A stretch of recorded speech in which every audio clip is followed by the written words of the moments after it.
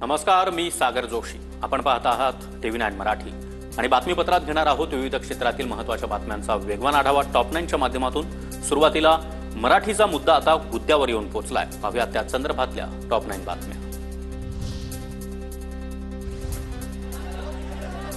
मीरा रोडमध्ये मराठीत बोलण्यास नकार दिल्यानं मनसेकडून फेरीवाल्याला चोप. मराठीच्या मुद्द्यावरून दुकानदाराला मारहाण झाल्यानं मनसेविरोधात व्यापारी संघटना आक्रमक. मीरा भाईंदरमध्ये व्यापारी संघटनेकडून बंदची हाक. मारहाण करणं भाजपला मान्य नाही, कारवाई व्हावी, मंत्री आशिष शेलार यांची भूमिका.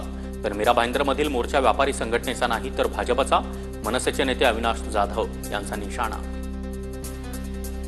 मारपिटाई करना ये भाजपा को मान्य नहीं. कानून सुव्यवस्था चलते समय ऐसे व्यक्तियों पर कार्रवाई होनी चाहिए, हमारी मांग है.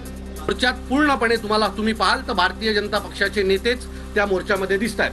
आमचा आरोप आहे की हा भारतीय जनता पक्षाने मराठी माणसाच्या विरोधात काढलेला मीरा भाईंदर मधला मोर्चा हा मीरा भाईंदर मधल्या मराठी माणसाचा अपमान आहे. मराठीचा अपमान केला तर कानाखाली पडणारच. मीरा भाईंदर येथील मारहाणीच्या घटनेवर मनसेच्या संदीप देशपांडेंची प्रतिक्रिया. तर कायदा कुणीही हातात घेऊ नये, गृहराज्यमंत्री योगेश कदम यांचा इशारा. असल्या गोष्टींना आम्ही भीक घालत नाही. मराठीचा अपमान करण्याचा प्रयत्न केला तर कानाखालीच पडेल. आमची भूमिका मराठीच्या बाजूनी आहे आणि मराठी भाषेचा अपमान सहन केला जाणार नाही, हीच आमची भूमिका आहे. कायदा कोणी हातात घेऊ नये, अशा व्यक्तींच्या बाबतीत आपण संबंधित पोलीस विभागाकडे आपण तक्रार करा. नक्कीच त्याच्यावरती आम्ही कायदेशीर कारवाई. मीरा रोडवरील मारहाणीचा निषेध. मराठीच्या मुद्द्यावर गुंडगिरी करणं चुकीचं, मंत्री प्रताप सरनाईकांची भूमिका. कुठल्याही परिस्थितीमध्ये जर अशी गुंडगिरी एखाद्या मराठीच्या मुद्द्यावर कोणी करत असेल तर चुकीचं आहे. व्यापाऱ्याला मारायची भूमिका जर कुणाची असेल तर त्याला आम्ही बिलकुल पाठीशी घालणार नाही, त्याला आम्ही खतपाणी देणार नाही. राज ठाकरेंविरोधात आक्षेपार्ह पोस्ट करणारा केदार सोमण पोलिसांच्या ताब्यात. आक्रमक मनसे कार्यकर्ते सोमण असलेल्या पोलीस व्हॅनवर देखील धावून गेले. चोप देण्याचा मनसेचा इशारा.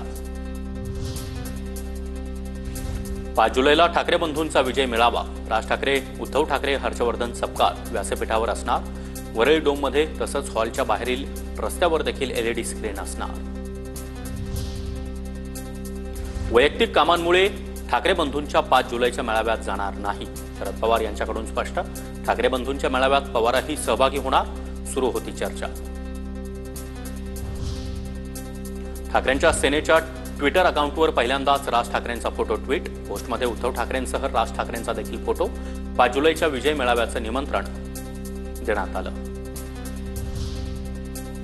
हिम्मत असेल तर मर्दांसारखे निवडणुकीच्या रिंगणात या. मैदानात उतरण्याआधीच रडणं सोडा. आशिष शेलार यांचं ठाकरे बंधूंना खुलं आव्हान.